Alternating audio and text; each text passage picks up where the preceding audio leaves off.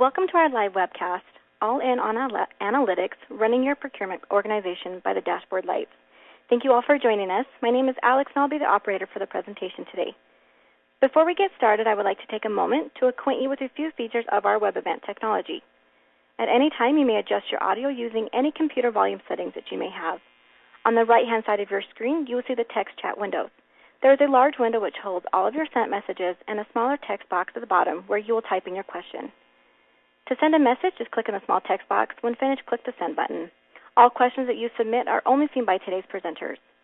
Your questions will be responded to in the order in which they were received and will be addressed at the end of the presentation. We are joined today by our speakers, Richard Waugh, VP Corporate Development at Amerihouse, Caritas Family of Companies. And we apologize that Grant cannot join us today, but instead we have Malik Shah with Velocity Procurements with us. And with that, Richard, I will turn the time over to you. Thank you so much. So it's Richard Waugh. I'm actually Vice President Corporate Development at Aboutzikos. We will be talking about a case study, though, in the course of our presentation that does focus on Amerihouse. And I'll be joined actually by Malik Shah, who's a managing partner at Velocity Procurement, and we collaborated on the Amerihouse project, Aboutzikos and Velocity, and we'll describe how we work together to drive a successful transformation for that business. So a little bit about Aboutzikos, just to kind of set the stage here. Aboutzikos is an integrated suite of source-to-pay solutions, so that spans spend analytics, e-sourcing, contract and supplier management, procure-to-pay, and financial savings management. And Aboutzikos has consistently been ranked in the leaders quadrant for Gartner Magic Quadrants, for Gartner's Magic Quadrant, actually for suite vendors. So that's kind of our perspective. One of the things we do is a number of thought leadership programs, such as today's webcast. And in keeping with that, I just wanted to mention at the outset here, we'll be holding our annual conference called Horizon, coming up at the end of October.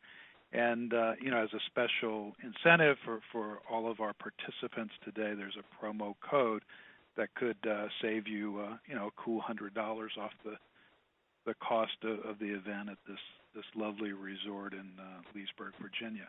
So that's kind of the preliminaries out of the way. Let me talk about the agenda for today. So our topic, again, is all in on analytics, procurement by the dashboard lights, which is kind of akin to Paradise by the Dashboard Lights. So, Malik, you're a lot younger than I, so you may not get that reference, but that was actually a seminal song from Meatloaf back in the 70s, Paradise by the Dashboard Lights. And, we want to make the case that having that kind of visibility to advanced analytics is really sort of the next wave and a way to take procurement to the next level going forward. And we want to highlight throughout our webinar today some of the key aspects of procurement analytics, and we've kind of boiled it down to 6 Ps, if you will.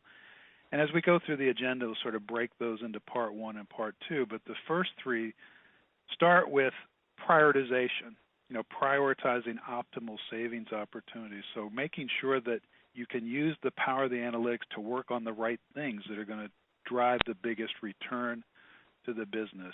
The other, second P, if you will, is how these analytics insights can help you be more proactive in how you monitor the overall performance of the procurement organization, especially as regards compliance, both by end users and suppliers. And instead of being reactive, the third P talks about how you can preemptively mitigate potential supply risk events. Now, in the middle here, we'll collaborate, Malik and I, to walk through a case study on Amerihouse Caritas that's gone through a full source-to-pay transformation and is currently running procurement by the dashboard lights and some of the benefits and best practices that they've realized along the way. And in part 2 of the 6 Ps, we'll follow up with how these tools can make the procurement process more prescriptive, more standardized, using the power of tools like artificial intelligence, AI, to help guide users through the process towards optimal decisions. The fifth P will talk about how analytics can help procurement be a more effective partner and collaborator, both with internal business stakeholders and external suppliers. And the sixth one, we'll talk about, an area that's often overlooked when it comes to many procurement organizations. They're heads down, really trying to deliver value, that don't really focus on kind of tooting their own horn. And we'll talk about promoting procurement's business value contributions to the C-suite to make sure that they're acknowledged and valued across the organization. So pretty ambitious agenda for us today. So let's dig right in and go through the 6 Ps. So we've got here a model of those 6 Ps that I just mentioned. I'll delve into each one in a little bit of detail, but first I'll comment that procurement as compared to their cohort in marketing function, for example, is ahead of the game, because marketing only has 4 Ps, the classic 4 Ps of marketing: product, price, promotion, and place. Here we've got 6 Ps for procurement analytics.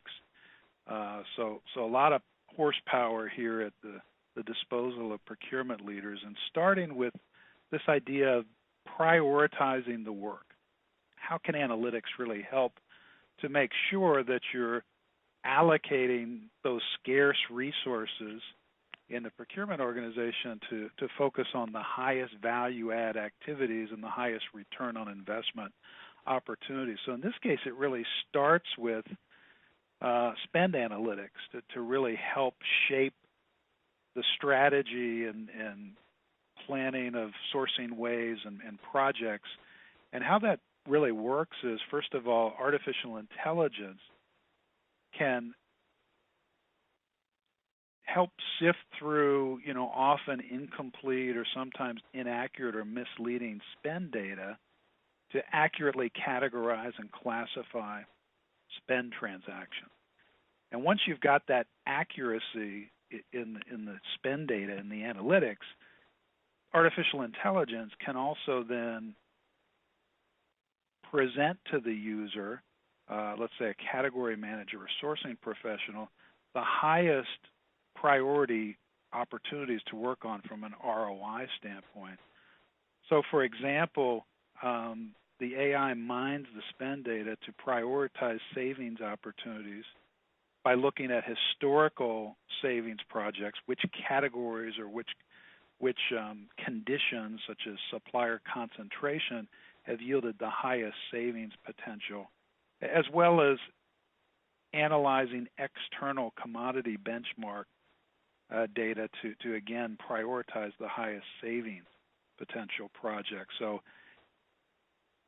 this can help identify a number of key strategies, be they supplier-based, so strategies like supplier rationalization or consolidation, category-based strategies such as demand aggregation, or compliance strategy, making sure that end users are buying from the preferred suppliers in the negotiated agreements instead of making maverick purchases, for example, and that's the suppliers themselves are in compliance with contracted pricing as well as payment terms. So just some examples there of ways that analytics and AI in particular in this case can help prioritize the highest potential savings opportunities to focus on. So let's talk about the second P, proactive.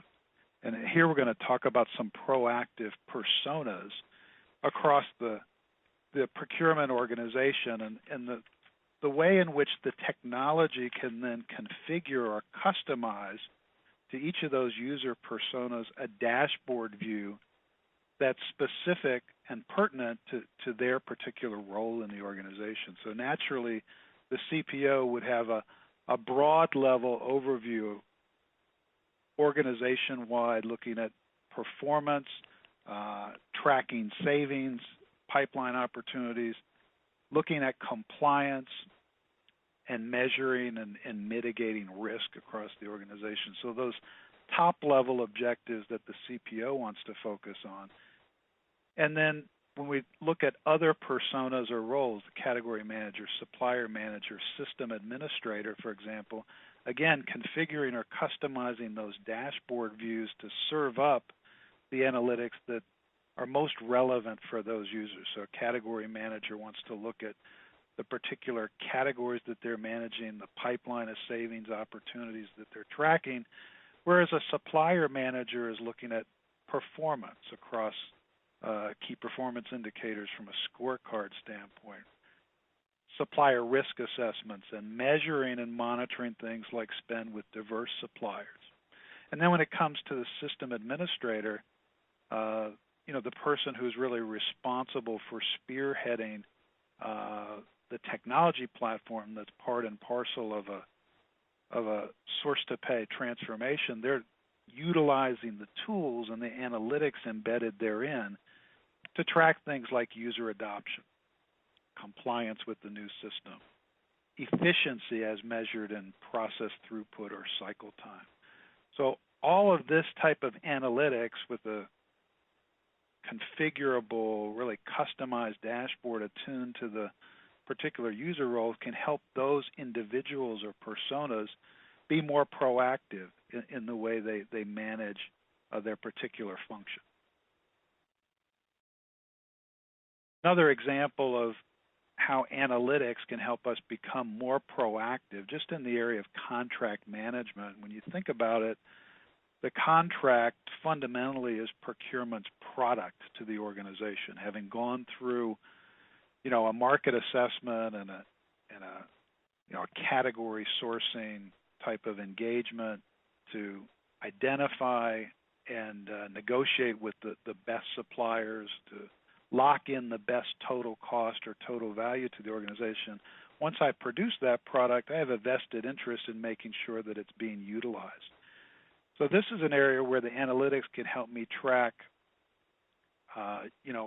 how effectively the organization is adopting that particular contract and see, am I on track with regards utilization? If I'm not, if I'm behind schedule, and you see the green bar here kind of indicating the percentage of utilization for that contract, it may be an indicator that there's actually non-compliant behavior going on or leakage. And likewise, if the contract were oversubscribed or nearing 100% utilization, it may be an indication that the demand is exceeding the original projections, which I guess would be a good problem to have, but it may mean it's time to negotiate a contract amendment or renegotiate that particular contract. So along the way, it's helpful to keep in mind some of these key contract compliance benchmarks, and certainly this is an area that best-in-class performers are managing much more effectively than the average organization overall. So best-in-class companies are getting nearly 3/4 of their transactions compliant to the contract, meaning that the actual purchasing activity is being conducted with preferred negotiated agreements with the preferred suppliers, and therefore there's a minimal amount of contract leakage. So about 3/4 of transactions, nearly 70% of the spend for best-in-class organizations compliant to contracts. So contrast that with the average performers overall, and this says that the best-in-class company has an incremental 15% more of their total spend that's in fact on contract and compliant. So they're actually realizing a much higher rate of savings than their counterparts, all others that are just hovering around only about 50%, slightly better than 50% of total spending compliant to the contract. So that's the second P. The third one that I mentioned is this notion of preemptive supplier risk management. So here are a number of benchmarks from CAP's research, looking across this whole domain of supplier risk management. And certainly this is one area where procurement tends to collaborate with a number of other functions across the business. So there may in fact be a compliance group in the business or a quality group that measure supplier risk and supplier performance. But what this benchmark data tells us is that by and large, the CPO is usually where the buck stops when it comes to managing supplier risk. So 78% said it's the CPO's role, again, probably collaboratively, but they're the ones on the hook for ensuring an effective supplier risk management program. And some of the top criteria used to measure supplier risk, not surprisingly, things like criticality, certainly the dollar amount of the spend, and any agreements that tend to be sole sourced are inherently viewed as more risky. Almost 70% are assessing or reassessing their highest risk suppliers at least annually, but only 29%, so less than a third, are going outside of the organizations to utilize third-party validation. So I wanted to take a look at an example of kind of a best practice for utilizing technology and the analytics provided therein to preemptively manage supplier risk. And after all, one of the best ways to mitigate supplier risk is to make sure that suppliers are thoroughly vetted before they get onboarded in the first place. So this just shows an example of how some of these state-of-the-art tools, first of all, enable supplier self-service.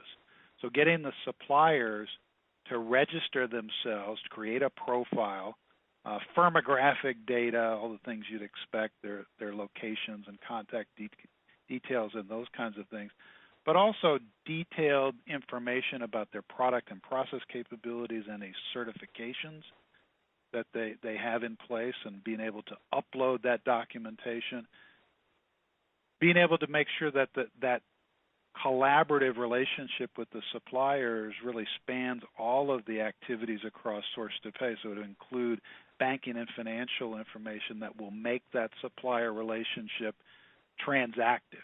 Being able to send a PO to a supplier, get an electronic invoice back, be able to complete the payment cycle with that particular supplier. So a best practice right off the bat is getting the suppliers themselves to provision all of that information, to have a rich profile of information about the suppliers. But of course, that's self-reported. So the next step is really utilizing the technology to first pre-qualify the suppliers. So based on their responses, things like how much revenue they have or financial data that's provided, to provide a pre-qualification scoring that's system generated. From there, the approval workflow process ensures that all of that supplier information is appropriately vetted and approved before that supplier actually gets onboarded. And one of the last steps that, again, a small percentage, just 29%, are utilizing today, but increasingly is becoming more and more important, is this block that we show is kind of trust but verify. So we're going back to the Cold War days here. So the suppliers are self-reporting this information, but utilizing third-party data sources to actually proactively validate and verify the information. And then ultimately, the final step in the process here is making sure that you've got one source of truth. So being able to synchronize and update that information back to the supplier master or vendor master in the ERP system to make sure that you're working off one set of books as regards supplier information in particular. So I've gone through three of the P's. I'm going to pick up the other three in the second half, but we want to talk about a specific case study to bring the message home about how analytics are actually being used, in fact, to run procurement organizations effectively by the dashboard lights. So here I wanted to turn it over to Malik to kind of introduce us to Amerihouse. So as I said, Aboutzikos worked hand in glove with Velocity Procurement to and with the client, Amerihealth, to really drive a pretty dramatic transformation process across their sourcing and procurement in a very accelerated pace. So to start the story, Malik, why don't you give us a little bit of background on Amerihealth? Sure, Richard. By the way, that was a great introduction to the first three Ps of procurement analytics.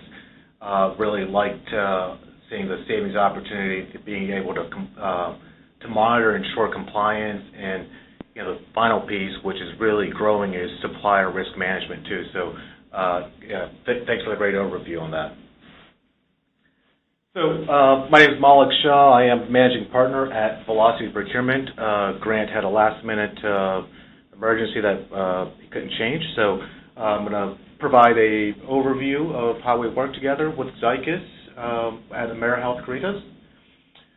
Amerihealth is it's a fairly large corporation. It has about 5.6 million members that it covers. It has more than 6,300 employees, and they are the leader in healthcare solutions for the underserved and chronically ill. Most of you may know Amerihouse Caritas if you're from the Northeast. They also span across 16 states in the United States, so they're a fairly large organization.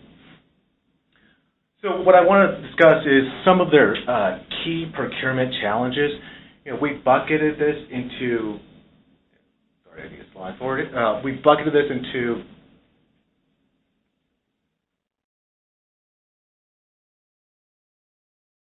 Here we go.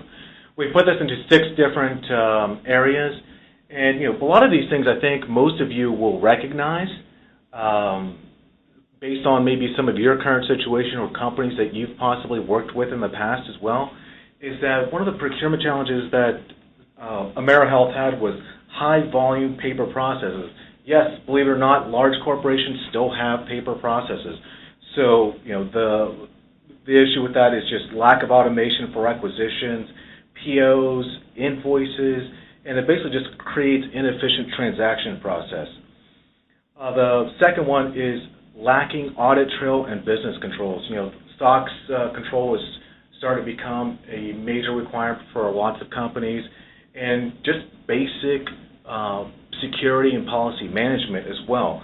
And having a lack of some of these business controls makes it difficult to find, from a tactical perspective, just to find contracts that you currently have with certain suppliers. And a large number of companies also have the same problem with auto renewals as well. You don't know when the renewals are coming because you don't have visibility, or you don't have a system that says, in 6 months you'll have another renewal coming up. The renewal will only last for maybe 3 months, and then it expires. So lots of businesses have these issues with audit control and compliance there. So the last piece, or the third piece is lost savings and time due to non-compliance. You have a lot of non-PO invoices that come through, and I'm sure many of you have seen this as well. It basically leads to it's disorganized, right? So you don't know who to buy from, or maybe you'll have the same supplier, or you have similar suppliers that you buy the same product from. And that goes towards losing a lot of savings, losing a lot of visibility from who you're spending with as well. And which pretty much brings me up to the next topic, which is limited spend visibility. When you have limited spend visibility, it's hard to act upon your spend data that you have, and it hampers your strategic sourcing efforts. So having incomplete or inaccurate spend data is generally a problem for a lot of procurement organizations that don't have a robust system in place. And these are all the same experiences that Amerihealth went through prior to their changes. Non-standard approval process. You'll see in other organizations where you'll have their approval process is basically just paper, or it's email, and it goes to multiple folks in the area. So no one has proper controls or visibility through that workflow and approval process, which can break some of the policies that are set within the organization as well.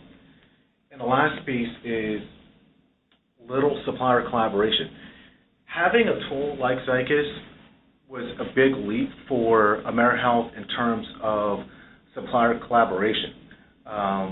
They just had a lot of manual onboarding. It took a lot of time for suppliers to come on board. Maintaining a supplier master list was problematic as well. They just didn't have a good system to do that. Excel spreadsheets only took them so far, and then with people changing both on the supplier side and on the client side, it was a challenge for all of them. So these were I would say, the 6 different areas that were a major challenge for Amerihealth before they embarked on this journey.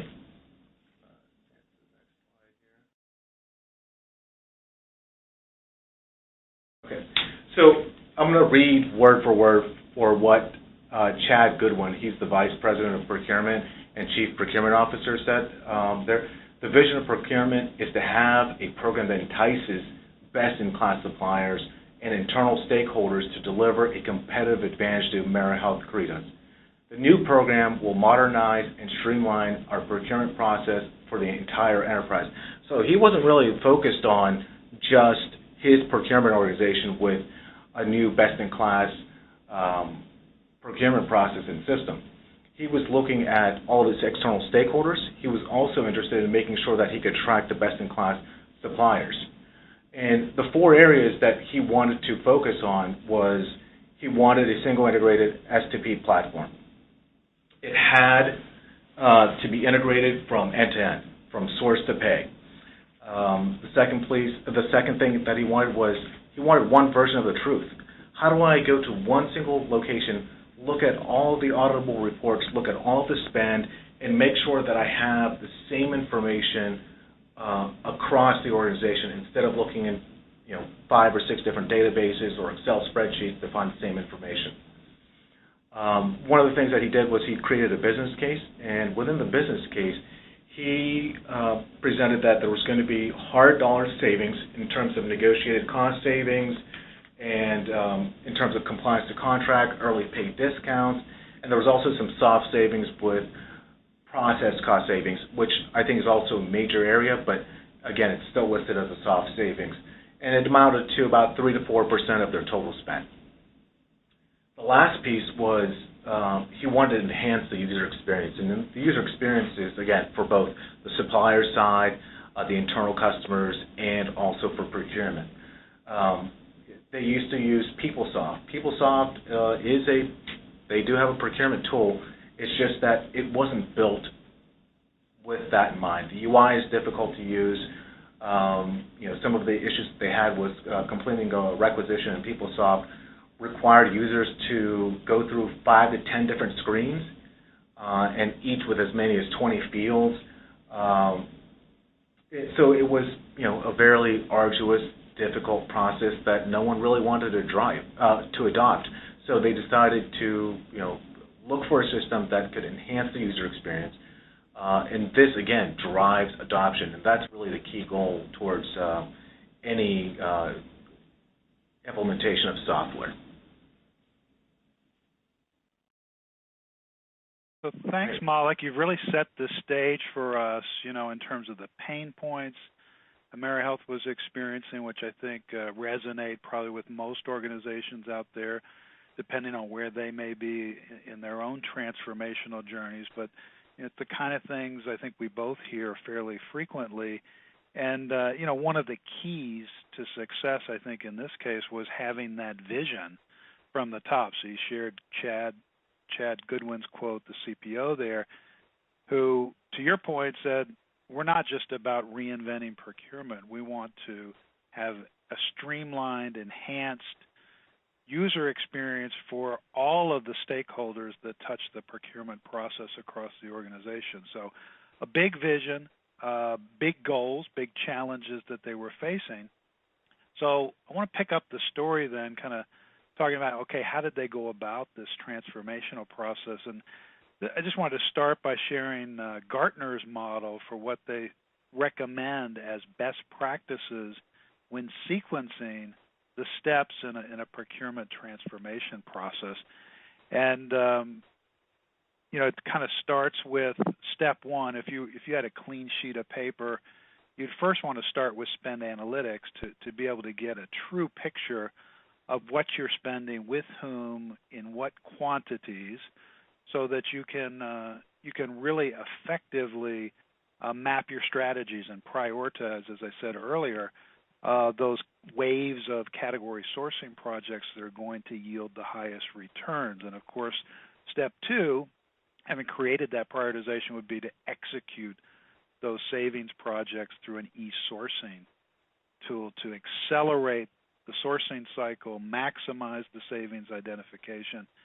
And then step three is, once you've identified those savings, make sure that you're able to realize the actual savings at the bottom line by being able to manage and ensure compliance. So in the Gartner model, that's a combination of procure to pay, P2P, contract lifecycle management, CLM, and more on the services procurement side, vendor managed services. Having that compliance in place then at the conclusion of step three, step four is really managing that ongoing relationship with those key suppliers. So after you've gone through all the hard work to prioritize the best savings opportunities and put in place agreements, contractual agreements with the preferred vendors, you want to make sure that you're catering to the care and feeding of those supplier relationships. So through a thorough supply-based management process, both in terms of managing the information about the suppliers and measuring how they're performing. So I think a logical best practice sequencing model provided here by Gartner.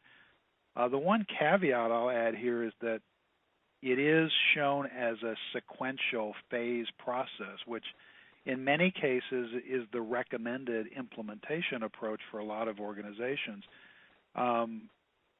simply due to the size and complexity of the organization itself, the number of suppliers that they're managing, perhaps the complexity in some of their back-end technology infrastructure processes as well. The difference in Amerihouse case is that they really did not follow a sequential pattern. So it really had these kinds of priority steps, but they were able to implement this full source-to-pay transformation very much in parallel as opposed to a phasing approach. And I think there were some specific reasons where that meant a big bang approach could work for them, where it may not work for a number of other organizations. So just to shed a little light about that, first of all, one of the complex aspects of a source-to-pay transformation that will indicate a phased approach for many organizations is where they have global operations. So you're looking at phasing according to different regions of the world by geographies, where you have a different supply base, a different user base, maybe multilingual user requirements. Amerihealth operations, as shown at the map that Malik introduced at the beginning, are in fact all domestic. So they didn't have that complexity of a global rollout. Certainly they had the advantage of that strong executive leadership that we showed earlier as well, and all of the right resources in place, a program management organization that was aligned to spearhead the project, supplemented both by the Aboutzikos product implementation team and Malik's team from Velocity Procurement. So all of the right resources in place to help ensure success. And the other factor that made it possible for them to complete this kind of parallel approach to source-to-pay transformation instead of a sequenced approach was that on the back end, their IT infrastructure was less complex than what you'll see in some organizations, especially those which may have grown through merger and acquisition and may in fact have multiple different back-end ERP or legacy systems that need to be integrated with. In Amerihouse case, it was a single instance ERP, so it made that integration approach much more straightforward. So Just a little bit of twist, therefore, on this best practice model in that instead of a sequential or phased approach, it was, in fact, accomplished in parallel. But let's look at each of the aspects and really where value was derived for Amerihouse. So starting with spend analytics, here you've got some benchmarks that say world-class organizations are able to achieve a 95% line item visibility. So that means at the class or commodity level, not at a high level where many organizations may be currently tracking their spend. Kind of at the segment or family level, the best practice is being able to get down to really that line item view of exactly what you're buying from each supplier to be able to formulate the most effective strategies. And certainly this was something that Amerihouse was able to accomplish as part of their transformation. Likewise, the top performers are also able to refresh that spend data more frequently, quarterly or more frequently. Again, that was something that was accomplished by Amerihouse, being able to keep track in a much more real-time fashion of what's going on in their spend data to be able to triage and prioritize the savings projects, quickly identify any instances of non-compliant spending to be able to remediate those issues. And very importantly, for Amerihouse business was for the first time really being able to get accurate, auditable spend information about diverse suppliers, a very critical component for them that really wasn't a capability there before. So certainly step one, mission accomplished, being able to get for the first time true granular visibility on a frequent basis to be able to take more preemptive and proactive action as regards that spend data. So the second step, execute high priority sourcing projects to drive savings identification. And this was an area where Amerihouse in particular was focused on speed to value. So while the tools enable both what I would call a more full sourcing project, very comprehensive and in some cases complex RFP creation and bid analysis and optimization, what they were after was quick wins. And they used a tool shown here called QuickSource to really be able to very quickly go out and pulse the market and get competitive quotations to ensure market pricing on some key categories. So one of the things that really drove the value in this case was the high level of usability that end users experienced, particularly with this QuickSource interface. So they found that with a single page, single screen view, they could quickly create an RFP or an RFQ, actually invite potential suppliers on the fly. All they needed was an email address. And then they could create this side-by-side comparison of 3 or more competitive quotes to, again, as the name implies, QuickSource, very rapidly identify significant savings opportunities and then quickly convert that and operationalize that by taking the information directly from the negotiation event to populate catalogs in the e-procurement system to really transition seamlessly from an identified savings opportunity at the completion of the sourcing event to realize savings as users actually place orders against those newly negotiated agreements that include those negotiated cost reductions. So that's the way those savings were driven very rapidly to the bottom line.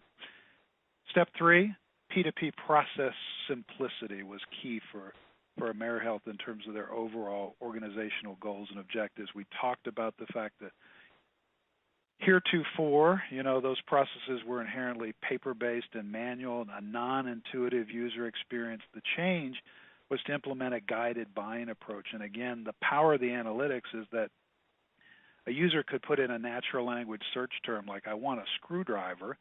They don't have to know that the correct category may be a power tool or a hand tool. AI knows that for them. And so it defaults to that user only relevant search results to simplify and speed their selection process. And to drive compliance, the AI therefore only presents approved contracted vendors for that particular category. And when I go to check out as a user, the AI knows who I am, where I sit in the organization, and therefore, based on my user profile and the business rules in terms of that particular category of product or service and the amount of the spend and those kinds of things, what is the approval chain that my requisition needs to follow? So it automatically invokes a category-specific workflow and defaults on my behalf as the end user the relevant GL account coding information, the commodity coding information. So it really takes all the guesswork out of the process for the end user.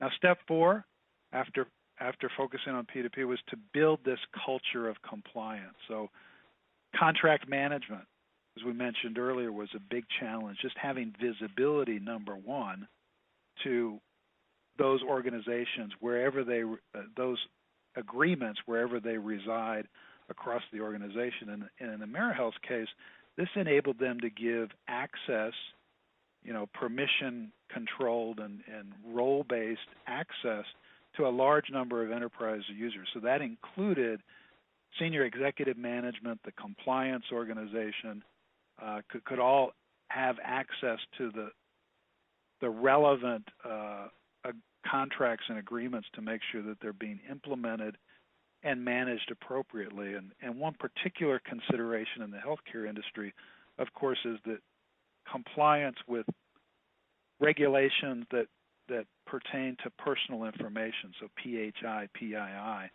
And this is a way that with this tool, they were able to ensure compliance certification, not just by Amerihealth, but by any of their contracting parties that had any connection to member data.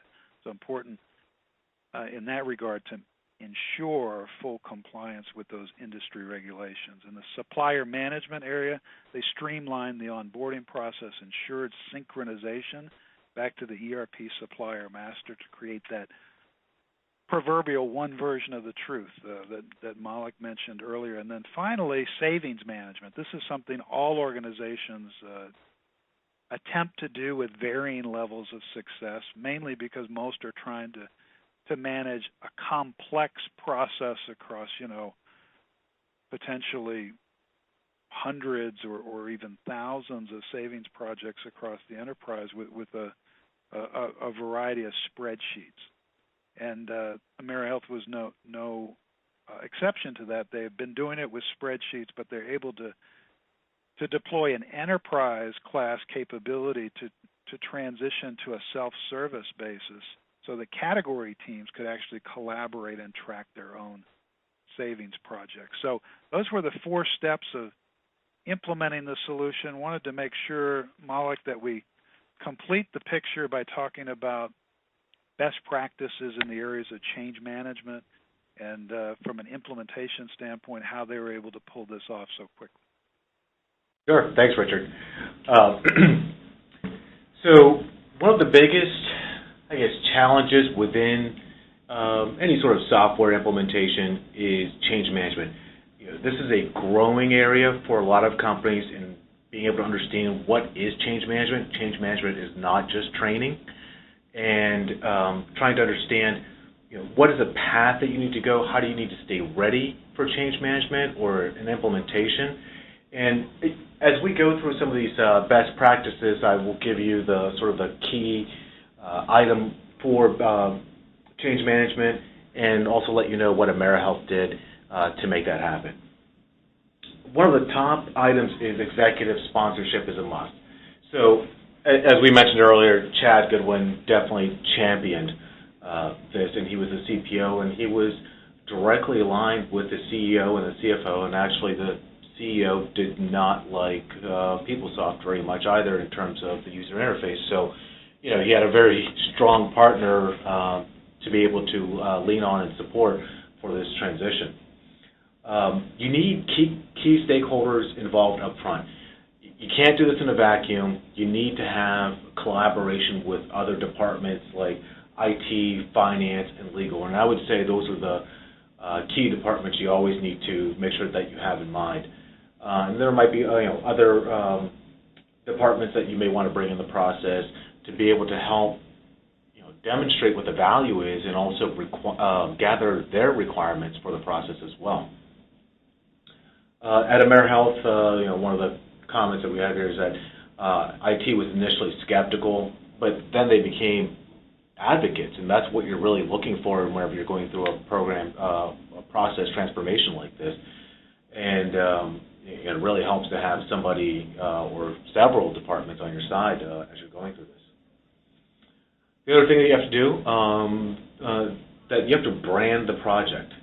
You have to create a name for it. You have to promote it regularly, because it's simply not enough with all the different communications that are going around within a company for something this important just to send out an email. Emails get lost. People don't read them. You get hundreds per day. It's difficult. There are a lot of things that you can do to help promote what your transformation is going to be. At Amerihealth, they did roadshow briefings at their Pennsylvania headquarters and offices in other states. They actually went there, they presented, they had lunch and learns. They did a lot of promotion with some billboards within the office, some poster boards, things like that. There's news articles promoting the initiative, and the last piece was that the CPO had briefings to the C-suite on the process improvement. So it was very successful. And again, this ties right back up to the executive sponsorship. A lot of these things would not be possible if you didn't have strong executive sponsorship. The last piece here is you have to train habitually. They basically conducted internal training sessions continuously for the first 3 to 4 months. A lot of it was part of the customization that happens or configuration that happens with Aboutzikos, that you want to make sure that it's covering all of your bases, all of your requirements, and training and testing are very big pieces of a transformation project. So, and then there were other things where they conducted focus groups. They had folks that were skeptical of the system. They had folks that were really interested in the system or that it would impact them a lot, and they conducted focus groups every other month. They also staffed internal help desk support for real-time troubleshooting. We also supported them post-go live from a technical and process perspective as well. And one of the cartoon on the left-hand side is kind of funny. It shows 2 pictures of profits and sales declining there. And one of the questions, it says, what happens if we don't change at all and something magically just happens? We all know in the business world, something magically never happens. You actually have to do something. You have to be the change. You have to drive the change. So, if you're going to expect that you're going to put a system in place and people will just use it, it's not a realistic expectation. And the goal, some of the things that we really try to tell some of our clients and some prospects and just some colleagues of ours is that go live is not the success factor. It is a milestone in your journey. The success factor is the adoption. How many people are using the requisition process? How much spend is going through? Are you capturing all of your spend? Do you have good contract compliance? Those are the success factors. And with the Aboutzikos system, you can always go through and see where you are with your goals. So the last page here that I have is project summary. Richard, do you want me to do this one, or do you want to take this one? Sure. Yeah, I'm happy to wrap it up here. First of all, as we said, this was more of a big bang approach. You're doing the full source to pay in parallel, which makes the results all the more impressive. That this was a 6-month process to get to go live, and point well taken, Malik. That's a milestone in the journey. But the the faster you get to go live, of course, the faster you're going to start realizing those benefits. So, it followed this methodology of going through starting with the kickoff and requirements gathering, rapidly transitioning into the solution configuration, training, onboarding, ERP integration. Many of these activities happen in parallel. And, of course, the payoff, as you had already mentioned, Malik, is getting real adoption. So 3,000 users activated, of which 900 are really active, almost day-to-day users of the system, reaching critical mass in terms of the hundreds of contracts loaded with metadata applied, or the billions in spend that's been classified and analyzed. So I'm going to move pretty quickly then through a few of the final points here to kind of cover the three remaining P's, if you will. The fourth one being more prescriptive, and this is an example of how AI is really permeating the entire source-to-pay process to make users more effective. So it's not replacing human judgment and experience, which I think will always be at a premium. There's a lot of wariness, I think, about something like AI. Is it going to take away, the human element of the process? I think, in fact, it's going to make our roles in procurement that much more rewarding and exciting, because instead of spending time gathering data, the system can suggest, such as the spend mining or spend monitoring tool, where to focus my time. Can help identify areas like with a feature we call Smart Assist that says when I'm initiating an RFP event, based on the kind of things that a machine learning or AI technology can glean, which is patterns from the data, what's the best negotiation format for me to use, or perhaps which suppliers should I invite? Or if I'm in a contracting cycle based on historical patterns, how long is this cycle likely to take? Or the Smart Assist being able to suggest key clauses or terms that should be included in this particular type of agreement, depending on the category, product, or service that's being utilized. We talked, too, about how AI can provide a guided buying experience for end users in the requisitioning stage, and certainly can proactively help monitor and trigger alerts and notifications with regard to supplier risk. So with the stoplight metaphor, certainly anybody that's red, but also some of the yellow being early indicators of negative performance trends that I want to jump on right away.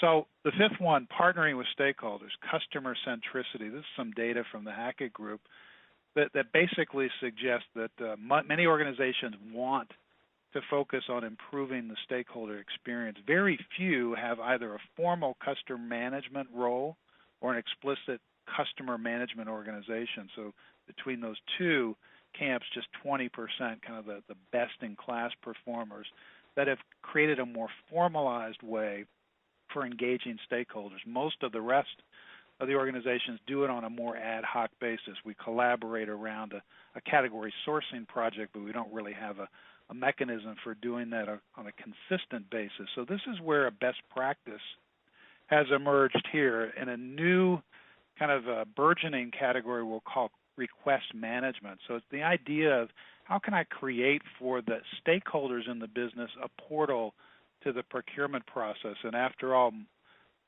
the way that most end users contact procurement today is through kind of a haphazard, ad hoc mixture of phone calls and emails, and they lack visibility and accountability. So what a request management tool does is it has a variety of configurable forms that prompt the user to provide the specifications and attributes for what they need procurement to help with. And that may be onboarding a supplier, negotiating a contract, running a sourcing event, whatever it happens to be. So the idea here is providing some structure to that process, so that configurable form and approval workflow that says that when this request lands on procurement's desk or in their work queue, it's been properly triaged and prioritized, that procurement's working on the right things. And from a requester standpoint, they're going to get visibility to the disposition and adjudication of that request. So instead of falling into a black hole, they know what happens in the process. So quick example, Porsche, using this tool, actually implemented a highly configurable series of 175 different business conditions, in some case 4 to 5 approvals per form. So the structure in the process, but also providing that feedback to the end user. And they've actually applied it to a variety of non-procurement requests as well. Promoting procurement's business value, again, some data from Hackett that suggests these are some of the dots in red that are high in importance, but not areas procurement does particularly well in many cases today, which is measure and manage procurement's business value, for example. So this is something, tracking savings and reporting savings, every organization attempts to do and often struggles with because they're using a variety of spreadsheets and those kinds of things. So no way to validate the savings calculation methodology to ensure that finance has signed off and approved on those savings, for example. So what has emerged here as a best practice, for example, in the Aboutzikos suite is a tool called HighSafe. So this is a quick case study from Qualcomm that found that by deploying this tool, which, by the way, was sponsored by the CFO, so it's a finance-led initiative as opposed to procurement, but as a way to standardize the methodology for calculating savings and being able to track those all the way through to the financial statements, and as a result, generated incrementally higher volumes of savings projects, incremental savings realized, as well as a significant productivity gain on the order of 25% for category managers that were freed up on average about 2 hours of their day. Instead of gathering data, they had the savings information right at their fingertips. So I know we're up against the time limit. If we have time for 1 or 2 questions, I know Malik and myself, we'd be happy to take any. Sure. Thanks so much, Richard and Malik. We have time for just a couple questions. And the first one is, what is CLM? Oh, contract lifecycle management. So certainly part of that process. Step 3 of the Gartner phasing approach that I mentioned, the key component in managing compliance along with P2P as an example. Perfect. And one more is PHIPII. Oh, got what the is acronyms again. So this is in the healthcare industry, so it's personal information is the PII. Protected health information is the PHI, and personally identifying information is the PII. And the significance there was it wasn't just Amerihouse custody of member information, that personal information. It was any contracting party had to be able to certify that as well. So having visibility with CLM, Contract Lifecycle Management, to make sure that all involved parties were compliant with that, and it was a critical requirement in that particular industry. All right, and one more question. Lacking the strong C-level support, how would you recommend starting with a small-scale project to demonstrate benefits as a trial or limited scope effort with the goal of capturing high-level support? Great question, because in this case study, clearly there was a big vision that the CPO had for transforming the entire source-to-pay process, and as we said, not just for the procurement users, but for the whole organization. But as I understand this question, they don't have that luxury. And in that case, I think I would go back to that Gartner model and say, take a step-by-step approach. Make sure you've got spend visibility.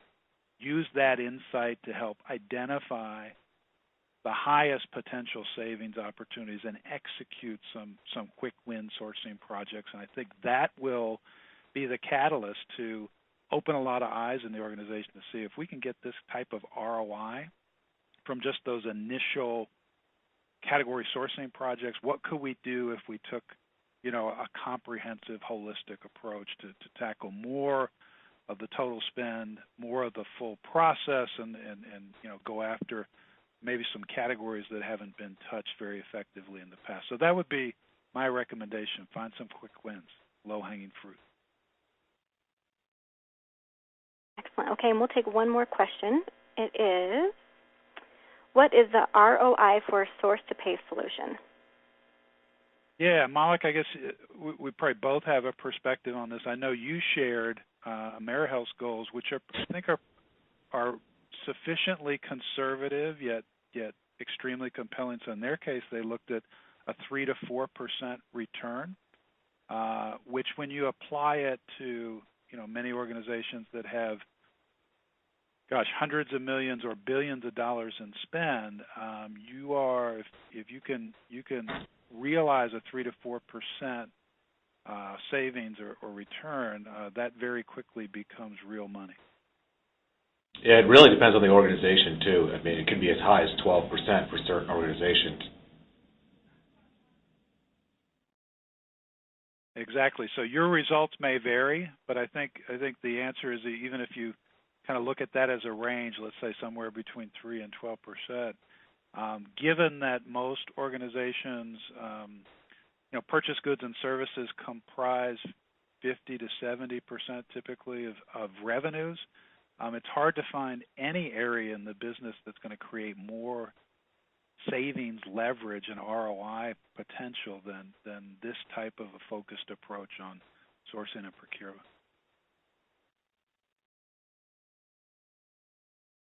Okay, great. Thank you so much. That is all the time we have for our questions. Richard and Malik, if you guys would like to give some closing remarks before we officially close the meeting.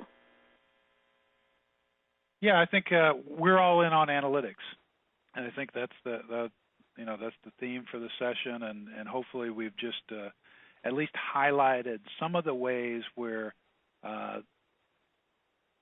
deploying and leveraging this kind of technology can really be a game changer for the organization. Having those insights to lead to more efficient, more effective execution, it can be a game changer, and certainly I think as shown in the case study from Amerihouse, this has proven to be in their case.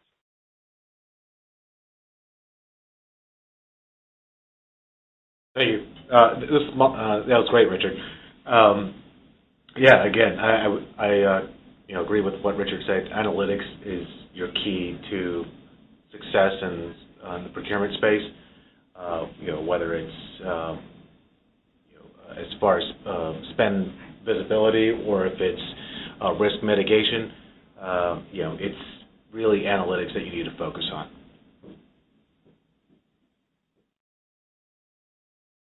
Thank you so much, Richard and Malik, again for your presentation today. On behalf of Institute for Supply Management and Aboutzikos, I would like to thank all of you for your participation in today's event. This concludes our program. Thank you and have a great rest of your day.